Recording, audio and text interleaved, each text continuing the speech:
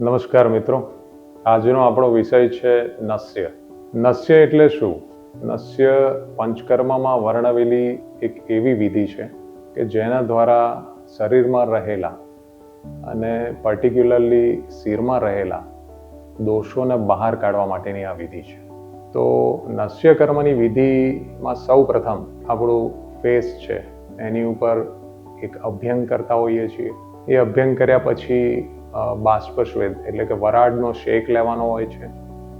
એ વરાળના શેક લીધા પછી ટોવેલથી અને લૂછી શિરને એવા એંગલમાં આપણે ગોઠવવાનું હોય કે જેમાં નાક દ્વારા મેડિકેટેડ ઔષધો એટલે કે મેડિકેટેડ તેલ અને મેડિકેટેડ ઘી એને આપણે નોસ્ટ્રિલ્સથી એટલે કે નાસા પ્રદેશથી અંદર એન્ટર કરતા હોઈએ કે જે અંદર શિરમાં રહેલા કચરાને બહાર કાઢી શકે.